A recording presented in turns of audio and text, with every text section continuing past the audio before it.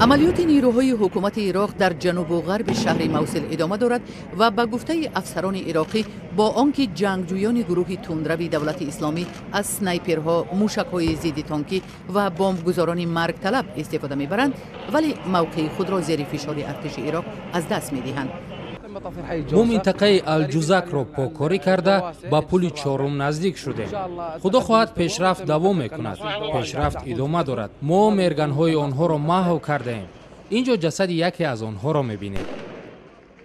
ارتش عراق روز دوشنبه گزارش داد که به ساحل‌های غربی رود دجله رسیده باز یک پل استراتژیکی را تحت نظارت گرفته است. تمام پل‌های موصل را هواپیماهای ائتلافی زیر رهبری ایالات متحده خراب کردند. طبق گزارش‌ها ارتش عراق پل‌های موقتی بنیاد می‌کنند و سعی دارند به منطقه‌های زیر نظارت حکومت کمک بشری انتقال دهند. در این میان هزارها فرد ملکی از منطقه‌های برخوردها فرار کردند و به قسمت جنوب و غربی موصل رسیدند. در بین آنها مردمی نیازمند و مجروح کم نیست. وقتی ما به حوالی برآمدیم با خانه‌مان خونپاره برخورد. چنگ به هوا خیست و من مدت چیز را دیدن نتوانستم. بعد وقتی چنگ به زمین نشست دیدم که فرزندانم زخمی شدند. همسایه‌مان هم از سر جراحت برداشته است. او را در همانجا تبابت کردند.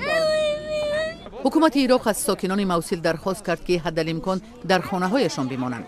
به قول سازمان ملل متحد تا 400,000 نفر از سبب برخوردها، کمبود غذا و مواد سوخت بخش غربی موصل را ترک کردند. فراریون میگویند گروه دهشت افکن دولت اسلامی شماری از مردم آسایشته را به گرو گرفته است تا از آنها همچون سپر زنده استفاده کند.